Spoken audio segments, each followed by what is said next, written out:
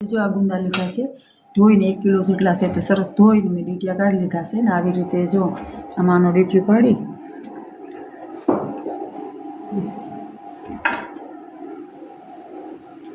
જો આવી રીતે તાજા ગુંદામાંથી ઠળિયા કાઢી શકો.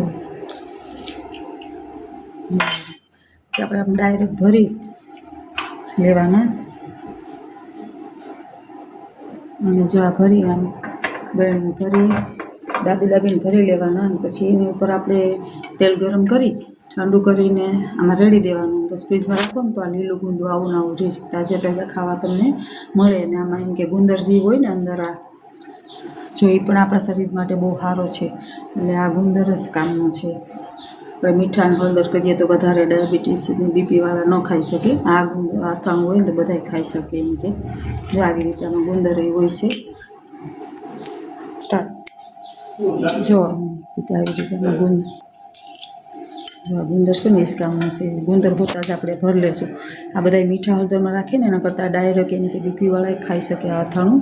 તો આવી રીતે દાબીને ભરી બસ માથે તેલ રેડી દઉં, બસ ફ્રીજમાં રાખો તો આખું વરસ આવાના લીલા રહેશે ને ખાવાની મજા આવે છે. જો તમને ગમે તો લાઈક શેર કરજો, ચેનલમાં નવા હોય તો ચેનલને સબસ્ક્રાઈબ કરજો, જેથી કરીને આવા તમને નવા તરત રેસીપીમાં જોવા મળે.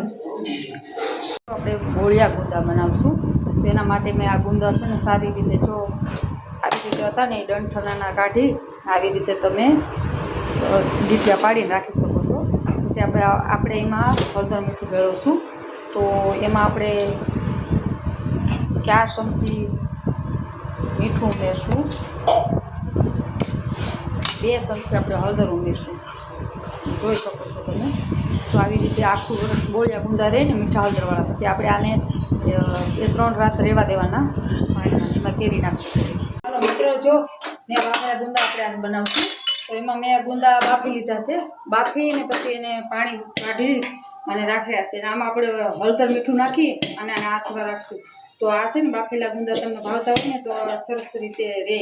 તો આપણે આમાં 4 ચમચી મીઠું નાખશું. જો તમે જોઈ શકો છો.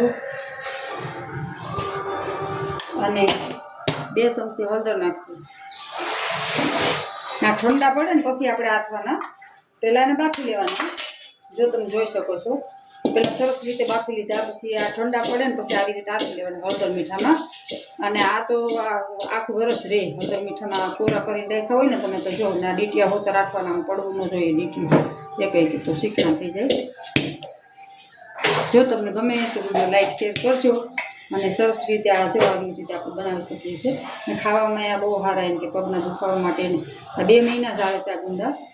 અને 2 મહિના તમે આમ તાજા ખાઈ શકો એમ કે. અને બધા રોગ માટે બહુ સારું છે એમ.